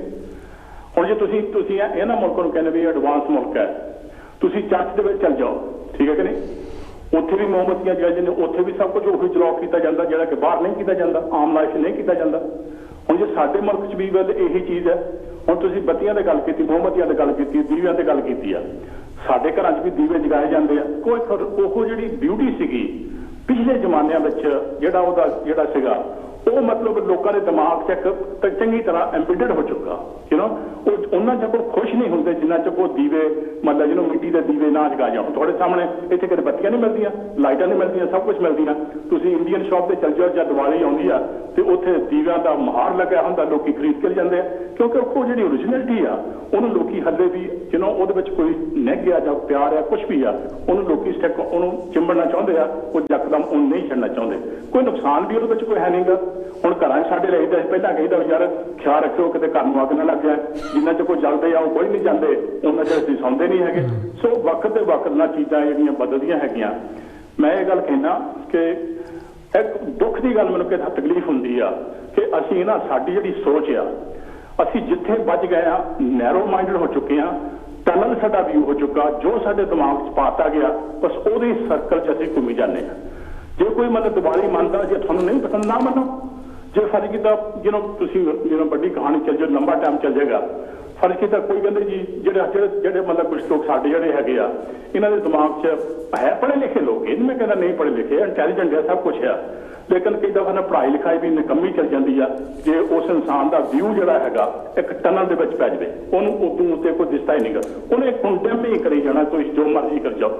ਦੇਖੋ ਰਾਵਣ ਮੈਨੂੰ ਨਹੀਂ ਪਤਾ ਮਾੜਾ ਸੀ ਜਾਂ ਚੰਗਾ ਸੀਗਾ। ਜਿਹੜੀ ਹਿੰਦੂ ਹਿੰਦੂ ਸੋਚ ਦੇ ਮੁਤਾਬਕ ਆ ਉਹ ਈਵਲ ਸੀਗਾ ਕਿ ਉਹਨੇ ਸੀਤਾ ਨੂੰ ਉਹ ਧੋਖੇ ਦੇ ਨਾਲ ਲੈ ਕੇ ਗਿਆ। ਜਿਹੜੀ ਉਹਦੀ ਭੈਣ ਦਾ ਨੱਕ ਵੱਢਿਆ ਸੀਗਾ, ਉਹ ਕਹਿੰਦੇ ਆ ਕਿ ਉਹ ਇੱਕ ਮਤਲਬ ਵਿਆਹ ਹੋਏ ਆਦਮੀ ਦੇ ਨਾਲ ਉਹ ਮਤਲਬ ਆਪਣਾ ਵਿਆਹ ਕਰਨਾ ਚਾਹੁੰਦੀ ਸੀਗੀ, ਜਿਹੜਾ ਕਿ ਹਿੰਦੁਸਤਾਨ ਦੇ ਕਲਚਰ ਦੇ ਮੁਤਾਬਕ ਬਿਲਕੁਲ ਗਲਤ ਸੀਗਾ। ਉਹਨੂੰ ਕਲਚਰ ਨੂੰ ਡਿਫੈਂਡ ਕੀਤਾ। ਹੋਇਆ ਖਰਾ ਗੱਲ ਹੋਈ ਜਾਂ ਨਹੀਂ ਹੋਈ ਕਿਸੇ ਨੂੰ ਕੁਝ ਨਹੀਂ ਪਤਾ, ਨਾ ਕਿਸੇ ਨੇ ਦੇਖਿਆ ਨਾ ਕਬਾਸਤਾ, ਲੇਕਿਨ ਉਹ ਇਹ ਕਹਿੰਦੇ ਆ। ਹੁਣ ਜਿਹੜਾ ਰਾਜਾ ਦਸ਼ਰਥ ਆ, ਪਹਿਲਾਂ ਉਹਦੀਆਂ 3-4 ਵਾਈਫਾਂ ਸੀਗੀਆਂ। ਜੇ ਅਸੀਂ ਡੀਪਲੀ ਸੋਚੀ ਜਾਣ ਚੱਲੀਏ ਵੀ ਉਹਦੇ 3-4 ਉਹ ਔਰਤ ਦੀ ਤੁਹਾਨੂੰ ਇੱਜ਼ਤ ਨਹੀਂ ਕੀਤੀ ਤੇ ਉਹਦੀਆਂ 3-4 ਵਾਈਫਾਂ ਰੱਖੀਆਂ, ਕੋਈ ਉਹਦੇ ਨਾਲ ਕੋਈ ਜਾਂਦਾ, ਉਹ ਕੋਈ ਠੀਕ ਠਾਕ ਗਈ ਆ। ਫਿਰ ਉਸ ਤੋਂ ਬਾਅਦ ਜਦ ਚੰਗਾ ਜਾਂ ਮਾੜਾ ਲੋਕੀ ਐਕਸੈਪਟ ਕਰਦੇ ਆ, ਉਹਦੇ ਬਾਰੇ ਕੁਝ ਨਹੀਂ ਕਹਿੰਦੇ। ਫਿਰ ਦੂਸਰੀ ਗੱਲ ਹੈ ਕਿ ਇਹ ਗੱਲ ਜਿਹੜਾ ਹਿੰਦੂ ਆਦਮੀ ਆ ਜਾਂ ਕੁਝ ਵੀ ਆ, ਉਹ ਕਹਿੰਦਾ ਵੀ ਇੱਕ ਭਰਾ ਦਾ ਫਰਜ਼ ਦੱਸਿਆ ਗਿਆ ਪ੍ਰਮਾਣਿਆਂ ਦੇ ਵਿੱਚ, ਇੱਕ ਬਾਪ ਦਾ ਫਰਜ਼ ਦੱਸਿਆ ਗਿਆ, ਇੱਕ ਰਾਜੇ ਦਾ ਫਰਜ਼ ਉੱਤੇ ਦੱਸਿਆ ਗਿਆ ਕਿ ਰਾਜੇ ਦਾ ਫਰਜ਼ ਕੀ ਹੋਣਾ ਚਾਹੀਦਾ। ਅਗਰ ਤੁਸੀਂ ਕੋਈ ਵਚਨ ਕੀਤਾ, ਉਸ ਵਚਨ ਤੇ ਰਹਿਣਾ। ਇਹ ਚੀਜ਼ਾਂ ਜ਼ਾਹਰ ਕੀਤੀਆਂ। ਤੁਹਾਡੇ ਜਿਹੜਾ ਕਰੈਕਟਰ ਦੇ ਵਿੱਚ ਇਹ ਚੀਜ਼ਾਂ ਹੋਣੀ ਜਿੱਤੀਆਂ ਹੈਗੀਆਂ, ਉਹ ਮਤਲਬ ਮੈਥੋਲੋਜੀਕਲੀ ਜਾਂ ਕਿਸੇ ਤਰੀਕੇ ਨਾਲ ਉਹ ਤੁਹਾਡੇ ਵਿੱਚ ਅੰਦਰ ਪਾਉਣ ਦੀ ਕੋਸ਼ਿਸ਼ ਕੀਤੀ ਆ ਵੀ ਇੱਕ ਫੈਮਿਲੀ ਯੂਨਿਟੀ ਹੋਣੀ ਚਾਹੀਦੀ ਆ। ਇੱਕ ਔਰਤ ਹਸਬੈਂਡ ਨਾਲ ਵਿਆਹੀ ਗਈ ਆ ਤੇ ਉਹ ਮਤਲਬ ਕਹਿੰਦੀ ਆ ਕਿ ਨਹੀਂ ਇਹੀ ਮੇਰੀ ਜੀਵਨ ਹੈ, ਮੈਂ ਇਹਦੇ ਨਾਲ ਖਾਣਾ। ਇਸੇ ਕਰਕੇ ਉਹ ਘਰ ਛੱਡ ਕੇ ਆਪਣਾ ਸਭ ਕੁਝ ਐਸ਼ ਛੱਡ ਕੇ ਉਹ ਜੰਗਲ ਚਲੇ ਗਏ। ਉਹਦਾ ਬ੍ਰਦਰ ਕਹਿੰਦਾ ਕਿ ਨਹੀਂ ਮੇਰਾ ਭਰਾ ਹੈਗਾ, ਮੈਂ ਉਹਦੇ ਨਾਲ ਜਾਣਾ। ਸੁਮਨ ਸਾਹਿਬ ਜਿਹੜਾ ਛੋਟਾ ਭਰਾ ਸੀਗਾ ਭਰਤ ਸੀਗਾ, ਐਕਸਕਿਊਜ਼ ਮੀ ਸੁਮਨ ਸਾਹਿਬ, ਰਾਮਚੰਦਰ ਬਾਹਰ ਰਿਹਾ, ਉਹਦੀਆਂ ਖੜਾਵਾਂ ਜਿਹੜੀਆਂ ਸੀਗੀਆਂ ਉਹਨੇ ਤਖਤ ਤੇ ਰੱਖੀਆਂ। ਉਹ ਜ਼ਾਹਰ ਕਰਦਾ ਕਿ ਉਹਦੇ ਦਿਲ ਵਿੱਚ ਆਪਣੇ ਭਰਾ ਵਾਸਤੇ ਕਿੰਨਾ ਪਿਆਰ ਔਰ ਮੁਹੱਬਤ ਸੀਗਾ। ਗੱਲਾਂ ਇਹ ਚੀਜ਼ ਦੀਆਂ ਹੈਗੀਆਂ। ਅਸੀਂ ਆਪਣੇ ਬਿਲਾ ਵਜ੍ਹਾ ਜੋ ਸਾਡੇ ਦਿਮਾਗ, ਹਾਂ ਠੀਕ ਹੈ, ਮਤਲਬ ਜਿਹੜਾ ਪੁਰਾਣਾ ਸਿਮਰਤੀ ਸਿਸਟਮ ਸੀਗਾ ਉਹ ਹਿੰਦੂ ਧਰਮ ਨਹੀਂ ਸੀਗਾ, ਉਹ ਤਾਂ ਮਜ਼ਹਬ ਵਿੱਚ ਵਸਾਇਆ ਸੀਗਾ। ਨਿਕੰਮੇ ਲੋਕਾਂ ਨੇ ਗੱਲ ਅੱਜ ਹਰਕਤ ਸਾਹਿਬ ਦੇ ਖਿਲਾਫ ਫਾਈਟ ਕਰ ਰਿਹਾ। ਸੁਮਨ ਸਾਹਿਬ ਸਾਡਾ ਕਾਂਸਟੀਟਿਊਸ਼ਨ ਫਾਈਟ ਕਰ ਰਿਹਾ। ਸੁਮਨ ਸਾਹਿਬ ਤੇ ਕਿਉਂ ਅਸੀਂ ਮਾੜੀ ਉਹੀ ਗੱਲਾਂ ਲਈ ਆਉਂਦੇ ਹਾਂ। ਹਾਂਜੀ ਸੁਮਨ ਸਾਹਿਬ ਜੀ, ਤੁਸੀਂ ਬਹੁਤ ਪੜ੍ਹੇ ਲਿਖੇ ਬੰਦੇ ਆ, ਤੁਸੀਂ ਬਹੁਤ ਕਿਤਾਬਾਂ ਪੜ੍ਹਦੇ ਹੋ, ਹਿਸਟੋਰੀ ਵਿੱਚ ਬਹੁਤ ਵਧੀਆ ਗੱਲਬਾਤ ਕਰਦੇ ਆ। ਤੁਸੀਂ ਇੱਕ ਗੱਲ ਕਹੀ ਆਪਣੀ ਇਸ ਗੱਲਬਾਤ ਦੇ ਵਿੱਚ, ਉਹ ਮੈਨੂੰ ਗੱਲ ਬਹੁਤ ਮੇਰੇ ਮਨ ਨੂੰ ਚੰਗੀ ਲੱਗੀ ਔਰ ਮੈਂ ਉਹਦੇ ਬਾਰੇ ਥੋੜ੍ਹੀ ਜਾਣਨਾ ਚਾਹੁੰਦਾ ਕਿ ਤੁਸੀਂ ਲਫ਼ਜ਼ ਯੂਜ਼ ਕੀਤਾ ਕਿ ਜਿਹੜੇ ਸਾਡੇ ਲੋਕ ਆ ਉਹ ਨੈਰੋ ਮਾਈਂਡਡ ਹੋ ਗਏ। ਹਰ ਪਾਸੇ ਨਹੀਂ ਜਿਹੜੀ ਮੈਂ ਜਾਣਨਾ ਚਾਹੁੰਦਾ ਕਿ ਉਸ ਸਥਿਤੀ 'ਚੋਂ ਲੋਕਾਂ ਨੂੰ ਕਿੱਦਾਂ ਕੱਢਿਆ ਜਾਵੇ। ਇਹ ਐਜੂਕੇਸ਼ਨ ਕੱਢੇਗੀ। ਤੁਸੀਂ ਨਾ ਜ਼ਿਆਦਾ ਇੱਕੋ ਹੀ ਚੀਜ਼ ਦੇਖੀ ਜਾਂਦੇ ਆ, ਇੱਕੋ ਟਨਲ ਵੀ ਜਿਹੜਾ ਇਨਸਾਨ ਦਾ ਟਨਲ ਵੀ ਬਣ ਗਿਆ, ਸਹੀ ਗੱਲ ਹੈ, ਬਾਹਰ ਨਹੀਂ ਨਿਕਲਦਾ। ਮੈਂ ਸਵੇਰ ਨੂੰ ਉੱਠਦਾ, ਓਕੇ, मैं उठ के वर्ल्ड सर्विस लाना, मैं देखना कि दुनिया च की हो रहा, राइट। यही नहीं सोचता कि मेरे पंजाब च की हो रहा, मेरी दलित भाईचारे की हो रहा, मोदी ने की किया। I don't bother about that, you know, I'm not living there, it doesn't bother me at all, I don't care what happens there, okay। मैं हैपन करता जिस मुल्क च मैं रह रहा, जो मैं दुनिया च रह रहा, मैंने ਉਹਦਾ ਫਿਕਰ ना कि जो मोदी कह रहा। हाँ ठीक है, मैं उस मुल्क का बशिंदा होने करके मैंने पेन होता, मैं आवाज भी उठाना, पर ये नहीं कि मैं एक ਉਹੀ सोची जाना, I don't do that, okay। मैं एक गल कहने लगा कि मेहर साहब मैनू तकलीफ होंदी आ कि ਅਸੀਂ ਬ੍ਰਾਹਮਣਵਾਦ ਅਸੀਂ ਜਾਤੀ ਤੇ ਨਹੀਂ ਕਹਿੰਦੇ। ਬ੍ਰਾਹਮਣਵਾਦ ਇੱਕ ਉਹ ਸੋਚ ਆ ਜਿਹੜੀ ਕਿ ਇਨਸਾਨ ਨੂੰ ਡਿਵਾਈਡ ਕਰਦੀ ਆ, ਜਿਹੜੀ ਗਰੀਬ ਆਦਮੀ ਨੂੰ ਆਪਣਾ ਟੌਰ ਰੱਖਣਾ ਚਾਹੁੰਦੀ ਆ, ਉਹ ਦਬਾ ਕੇ ਰੱਖਣਾ ਚਾਹੁੰਦੀ ਆ, ਉਹੀ ਕਹਿੰਦਾ ਮੈਂ ਮਿਰਜਰ ਆ। ਇਹ ਸੋਚ ਆ, ਇਹ ਸੋਚ ਜਿਹੜੀ ਆ ਨਾ, ਇਹ ਸਾਡੇ ਵਿੱਚ ਵੀ ਆ ਚੁੱਕੀ ਆ, ਇਹ ਸਿੱਖਾਂ 'ਚ ਵੀ ਆ ਚੁੱਕੀ ਆ, ਰਾਈਟ। ਇਹ ਮੁਸਲਮਾਨ ਦੀ ਵੀ ਸੋਚ ਹੈ, ਜਾਂ ਇਹਨਾਂ ਕਹਿੰਦੇ ਇਹ ਜਿਹੜੀ ਬ੍ਰਾਹਮਣ ਸੋਚ ਆ, ਉਹ ਸੋਚ ਆ ਕਿ ਕਿਸੇ ਵੀ ਭਾਈਚਾਰੇ ਜਾ ਸਕਦੀ ਆ, ਕਿਸੇ ਵੀ ਧਰਮ ਜਾ ਸਕਦੀ ਆ, ਔਰ ਸਾਡੇ 'ਚ ਵੀ ਆ ਚੁੱਕੀ ਆ। ਤੁਹਾਡਾ ਬਹੁਤ ਥੈਂਕ ਯੂ ਆਪਣਾ ਕੀਮਤੀ ਵਕਤ ਦੇਣ ਦਾ। ਮੈਂ ਤੁਹਾਨੂੰ ਕਿ ਨਾਮ ਹਮੇਸ਼ਾ ਮੈਂ ਗੱਲ ਕਹਿਣਾ, ਜਿਹੜੇ ਮੇਰੇ ਬੁੱਧਿਸਟ ਭਰਾ ਆ ਇਹ ਬੜੇ ਵਿਦਵਾਨ ਲੋਕ ਆ, ਇਹ ਮੈਂ ਇਹਨਾਂ ਦੀ ਰਿਸਪੈਕਟ ਕਰਦਾ, ਪਰ ਇਹਨਾਂ ਨੂੰ ਜਿਹੜੀ ਸੋਚ ਆ ਨਾ, ਜਿਹੜੀ ਟਨਲ ਸੋਚ ਆ, ਇਹਦੇ ਵਿੱਚੋਂ ਇਹ ਬਾਹਰ ਨਿਕਲਣ, ਇਹ ਬਹੁਤ ਕੁਝ ਖਾ ਸਕਦੇ ਆ, ਪਰ ਇਹਨਾਂ ਦੇ ਦਿਮਾਗ 'ਚ ਇੱਕ ਨਾ ਧਰਮ ਦਾ ਚੱਕਰ ਪੈ ਗਿਆ। ਜੋ ਡਾਕਟਰ ਨੇ ਸਹੀ ਗੱਲਾਂ ਕਹੀਆਂ ਉਹਨੂੰ ਫੋਲੋ ਨਹੀਂ ਕਰ ਰਹੇ, ਪਰ ਬੁੱਧਮ ਧਰਮ ਚੱਕੀ ਕਰਦੇ। ਧਰਮ ਤੁਹਾਡਾ ਪ੍ਰਾਈਵੇਟ ਮਾਮਲਾ, ਡਾਕਟਰ ਅੰਬੇਦਕਰ ਦਾ ਵੀ ਜਿਹੜਾ ਧਰਮ ਦਾ ਮਾਮਲਾ ਸੀ ਉਹਦਾ ਪ੍ਰਾਈਵੇਟ ਸੀਗਾ, ਜੇ ਉਹ ਸਿੱਖ ਬਣ ਜਾਂਦਾ ਤੁਸੀਂ ਸਿੱਖ ਬਣ ਜਾਣਾ ਸੀਗਾ। ਵੀ ਸ਼ੁਡ ਹੈਵ ਇਦਾਂ ਦੀ ਨੈਰੋ ਮਾਈਂਡਡ ਨਹੀਂ ਹੋਣੀ ਚਾਹੀਦੀ, we should have a broad mind. Actually ਇਹਨਾਂ ਨੇ ਥੈਂਕ ਯੂ ਸੁਮਨ ਸਾਹਿਬ, ਜਿਹੜੀ ਇਹਨਾਂ ਨੇ ਗੱਲ ਕੀਤੀ ਨਾ, ਉਸ 'ਚੋਂ ਮੈਂ ਇੱਕ ਮਾੜੀ, ਜੇ ਤੁਸੀਂ ਇਜਾਜ਼ਤ ਦਿਓ, ਇੱਕ ਉਸ 'ਚੋਂ ਮਾੜੀ ਜਿਵੇਂ ਗੱਲ ਖਿੱਚਣੀ ਚਾਹੁੰਦਾ ਹੈਗਾ ਕਿ ਮੈਂ ਐਕਚੁਅਲੀ ਬਾਈ ਨੇਚਰ ਮੈਂ ਬੜਾ ਪੋਜ਼ੀਟਿਵ ਹਾਂ, ਠੀਕ ਹੈ, ਕਿ ਮੇਰਾ ਹੈਗਾ ਕਿ glass is half full half empty ਨਹੀਂ ਹੈਗਾ, ਅਤੇ ਮੇਰੇ ਲਈ ਆਈ ਫੀਲ ਹੋਪ। ਹੁਣ ਮੈਂ ਨਾ ਮੈਨੂੰ ਕੋਈ ਇੰਡੀਅਨ ਟੈਲੀਵਿਜ਼ਨ 'ਤੇ ਕੋਈ ਇੰਨਾ ਦਿਲਚਸਪੀ ਨਹੀਂ, ਮੈਂ ਦੇਖਦਾ ਨਹੀਂ।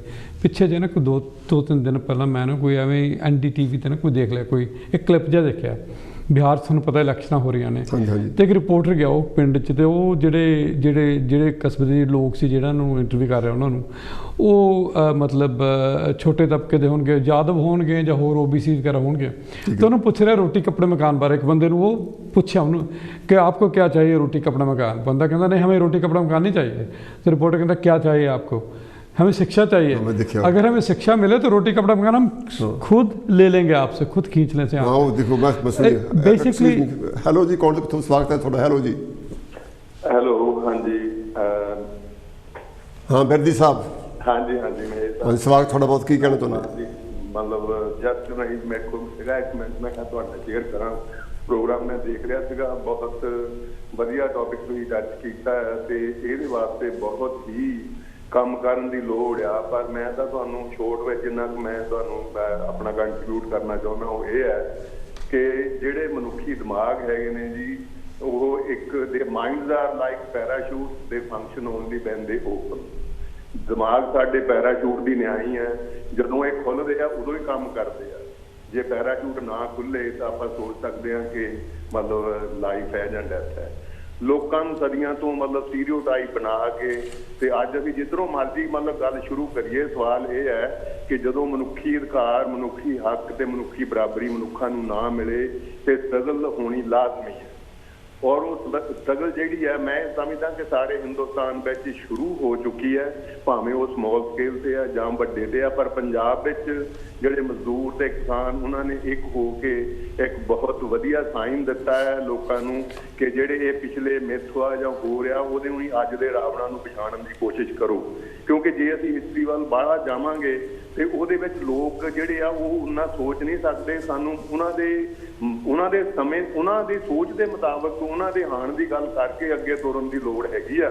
ਤੇ ਇਹ ਮਤਲਬ ਬਹੁਤ ਵਧੀਆ ਗੱਲ ਹੋਈ ਆ। ਮੈਂ ਸਮਝਦਾ ਕਿ ਪੰਜਾਬ ਦੇ ਲੋਕ ਜਿਹੜੇ ਆ ਉਹਨਾਂ ਨੇ ਇੱਕ ਹੋਣ ਦੀ ਗੱਲ ਕੀਤੀ ਆ। ਮਜ਼ਦੂਰ ਤੇ ਕਿਸਾਨ ਇੱਕ ਜਗ੍ਹਾ, ਭਾਵੇਂ ਉਹ ਕਿਸੇ ਵੀ ਰੇਸ਼ੋ 'ਚ ਹੋਣ, ਪਰ ਇਹ ਬਹੁਤ ਵਧੀਆ ਗੱਲ ਹੈ। ਇਹ ਸਾਡੇ ਲਈ ਇੱਕ ਮਤਲਬ ਵਧੀਆ ਪਲੇਟਫਾਰਮ ਹੈ ਕਿ ਜਿਹੜੇ ਦੁਨੀਆ ਦੇ ਵਿੱਚ ਜੇ ਤੁਸੀਂ ਵਧੀਆ ਰਾਜ ਪ੍ਰਬੰਧ ਚਾਹੁੰਦੇ ਆ, ਸਮਾਜ ਚਾਹੁੰਦੇ ਆ, ਤਾਂ ਇਹ ਇਹਨਾਂ ਦੋਹਾਂ ਵਰਗਾਂ ਤੋਂ ਬਗੈਰ ਹੋ ਨਹੀਂ ਸਕਦਾ ਹੈ। ਔਰ ਸਾਰਿਆਂ ਨੂੰ ਆਪਣੇ ਹੱਕ ਤੇ ਆਪਣੇ ਫਰਜ਼ ਪਛਾਣਨ ਦੀ ਲੋੜ ਹੈ। ਇਹ ਜਿਹੜੀ ਮਤਲਬ ਹਿਸਟੋਰੀਕਲ ਜਿਹੜੀਆਂ ਗੱਲਾਂ ਜਿਹੜੀਆਂ ਮਿਥ ਵਿੱਚ ਜ਼ਿਆਦਾ ਨੇ ਤੇ ਮਤਲਬ ਫੈਕਟਸ ਵਿੱਚ ਘੱਟ ਨੇ, ਸਾਨੂੰ ਉਹਦੇ ਤੇ ਟਾਈਮ ਵਾਲਾ ਵੇਸਟ ਕਰਨ ਦੀ ਲੋੜ ਨਹੀਂ, ਸਮੇਂ ਦੇ ਹਾਣੀ ਬਣਨ ਦੀ ਲੋੜ ਹੈ।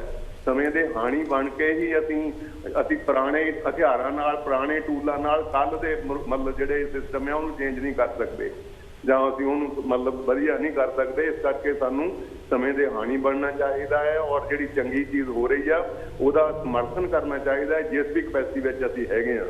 ਮੈਂ ਇਹ ਸਮਝਦਾ ਕਿ ਸਾਨੂੰ ਸਾਰਿਆਂ ਨੂੰ ਜਾਗਣ ਦੀ ਲੋੜ ਆ। ਜਦੋਂ ਤੱਕ ਜਿਹੜੇ ਲੋਕ ਵਿਕਟਿਮਾਈਜੇਸ਼ਨ ਵਿੱਚ ਹੈਗੇ ਨੇ, ਜਾਂ ਜਿਨ੍ਹਾਂ ਦੇ ਉੱਪਰ ਅਤਿਆਚਾਰ ਹੁੰਦਾ ਹੈ, ਜਿਨ੍ਹਾਂ ਨੂੰ ਕੋਈ ਮਨੁੱਖੀ ਅਧਿਕਾਰਾਂ ਦੇ ਬਾਰੇ ਪਤਾ ਵੀ ਨਹੀਂ ਹੈ, ਉਹਨਾਂ ਨੂੰ ਮਤਲਬ ਤਕੜੇ ਕਰਨ ਦੀ ਲੋੜ ਆ। ਜੇ ਅਸੀਂ ਵਧੀਆ ਸਮਾਜ ਬਣਾਉਣਾ ਹੈ, ਵਧੀਆ ਦੁਨੀਆ ਬਣਾਉਣੀ ਹੈ, ਤੇ ਇਹ ਇੱਕ ਮਨੁੱਖ ਹੋਣ ਦੇ ਨਾਤੇ ਸਾਡਾ ਸਾਰਿਆਂ ਦਾ ਫਰਜ਼ ਬਣਦਾ ਹੈ ਕਿ ਸਾਨੂੰ ਉਹਦੇ ਲਈ ਡਟ ਕੇ ਆਪਣੇ ਕਪੈਸਿਟੀ ਵਿੱਚ ਕੰਮ ਕਰਨ ਦੀ ਲੋੜ ਆ। ਧੰਨਵਾਦ ਤੁਹਾਡਾ ਬਹੁਤ ਬਹੁਤ ਥੈਂਕ ਯੂ। ਇਸੀ ਸੱਚ ਦੇ ਬਰਦੀ ਜੀ ਜਿਨ੍ਹਾਂ ਤੋਂ ਮੈਂ ਗਾਹੇ ਬਗਾਹੇ ਸਲਾਹ ਲੈ ਲੈਣਾ, ਕਿਸੇ ਗੱਲ ਦਾ ਨਾ ਪਤਾ ਹੋਵੇ ਤੇ ਇਹਨਾਂ ਨਾਲ ਗੱਲਬਾਤ ਕਰ ਲਈ ਦੀ। ਇਹ ਵੀ ਬਹੁਤ ਅੱਛਾ ਪੜ੍ਹੇ ਲਿਖੇ ਲੋਕ ਔਰ ਬਹੁਤ ਵਧੀਆ ਗੱਲ ਕਰਦੇ ਹਨ। ਹਾਂਜੀ, ਮੈਂ ਤੁਹਾਡੀ ਗੱਲ ਸੌਰੀ ਇੰਟਰਪਟ ਕੀਤੀ ਸੀ। ਨਹੀਂ, ਕਿ ਦੇਖੋ ਮੈਂ ਦੇਖੋ ਇੱਕ ਨਾ ਕਈ ਵਾਰ ਅਸੀਂ ਕਾਫੀ ਡਿਪਰੈਸ ਹੋ ਜਾਂਦੇ ਵੀ ਨਥਿੰਗ ਇਜ਼ ਚੇਂਜਿੰਗ। ਇਹ ਗੱਲ ਸਹੀ ਨਹੀਂ ਹੈਗੀ ਹੈ। ਮੈਂ ਤੁਹਾਨੂੰ ਇੱਕ ਉਦਾਹਰਨ ਦੇਣਾ ਹੈਗਾ ਕਿ ਦੇਖੋ ਤੁਸੀਂ ਉਹਨਾਂ ਦਾ ਨਾਮ ਸੁਣਿਆ, ਬੜੇ ਵਿਦਵਾਨ ਅਮਿਤਿਆ ਸੇਨ ਜਿਹੜੇ ਨੋਬੈਲ ਪ੍ਰਾਈਜ਼ ਜਿੱਤ ਸਕੇ ਨੇ ਇਕਨੋਮਿਕਸ ਦੇ ਵਿੱਚ। ਉਹਨਾਂ ਦੀ ਬੜੀ ਮਸ਼ਹੂਰ ਕਿਤਾਬ, ਕਾਫੀ ਮਸ਼ਹੂਰ ਕਿਤਾਬ ਹੈ ਉਹਨਾਂ ਦੀ ਹੈ। ਇੱਕ ਉਹਨਾਂ ਦੀ ਇੱਕ ਮਸ਼ਹੂਰ ਕਿਤਾਬ ਹੈ ਆਰਗੂਮੈਂਟੇਟਿਵ ਇੰਡੀਅਨ, ਦੀ ਆਰਗੂਮੈਂਟੇਟਿਵ ਇੰਡੀਅਨ।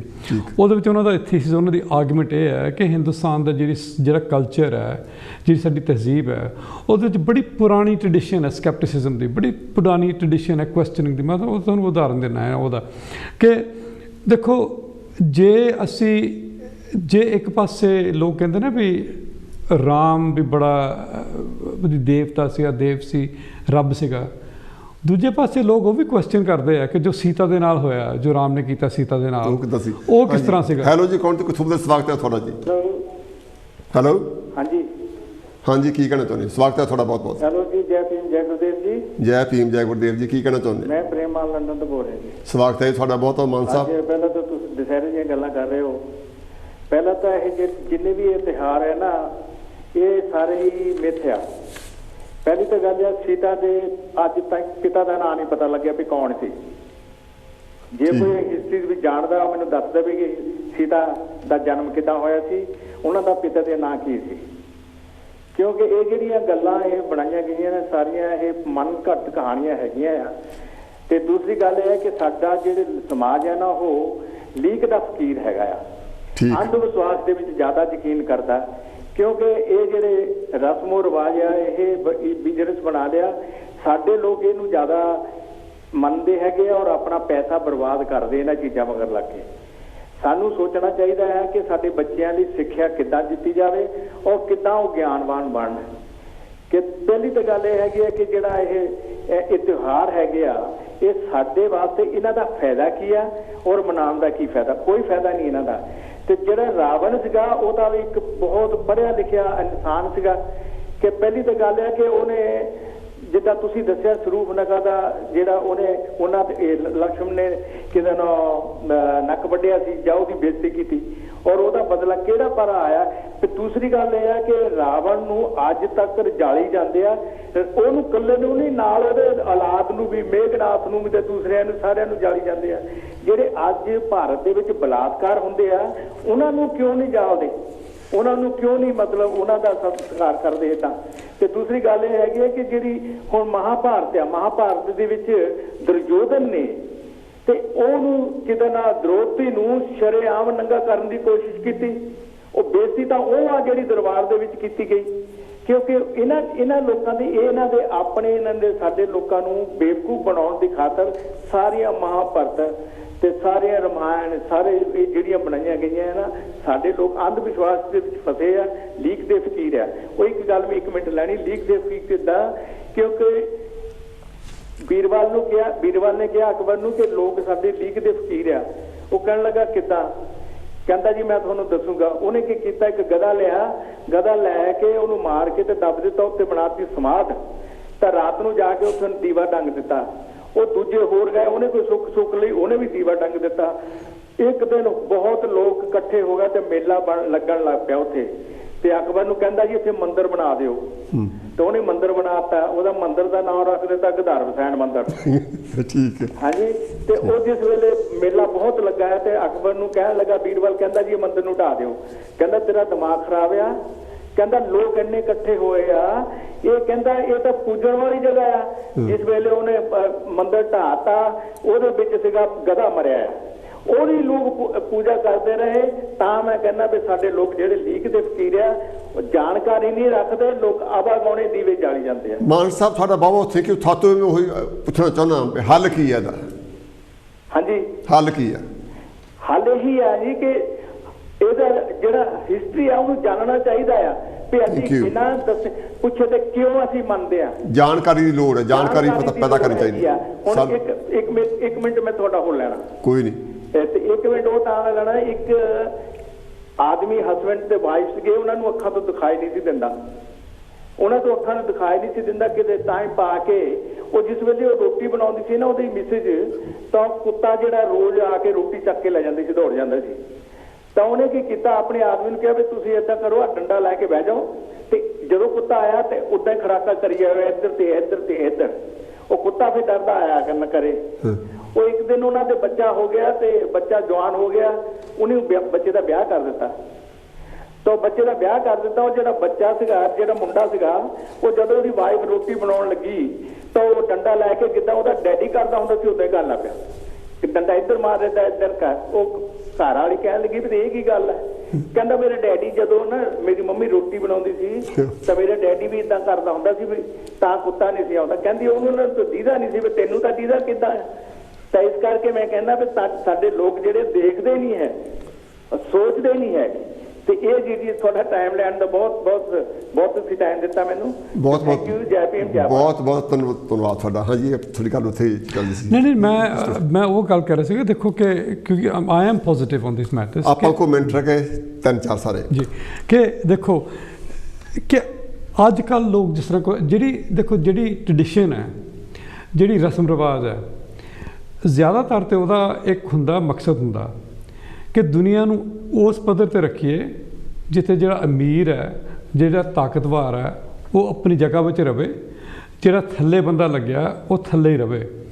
ਹੁਣ ਇਹ ਸਾਡੇ ਇਤਿਹਾਸ ਦੇ ਵਿੱਚ, ਸਾਡੇ ਮਾਸ਼ਰੇ ਦੇ ਵਿੱਚ, ਸਾਡੇ ਸਮਾਜ ਦੇ ਵਿੱਚ, ਇਹ ਮਾਡਰਨ ਟਾਈਮਸ ਦੇ ਵਿੱਚ ਇਹ ਪਹਿਲੀ ਵਾਰ ਹੈ ਕਿ ਜਿਹੜੇ ਲੋਕ ਹਜ਼ਾਰਾਂ ਸਾਲਾਂ ਤੋਂ ਜਿਹੜੇ ਥੱਲੇ ਲੱਗੇ ਰਹੇ ਨੇ, ਠੀਕ ਹੈ ਨਾ, ਉਹ ਅੱਜ ਉਹਨਾਂ ਦੀ ਆਵਾਜ਼ ਦੇਖੋ। ਹੁਣ ਅਸੀਂ ਟੈਲੀਵਿਜ਼ਨ ਸਾਡੇ ਕੋਲ ਹੈ, ਸਾਡੇ ਕੋਲ ਮੀਡੀਆ ਹੈ, ਸਾਡੇ ਕੋਲ ਸਕੂਲ ਨੇ, ਸਾਡੇ ਕੋਲ ਸਿੱਖਿਆ ਦਾ ਮਤਲਬ ਉਦਾਹਰਣ ਹੈਗੇ ਨੇ ਸਾਰੇ, ਠੀਕ ਹੈ ਨਾ।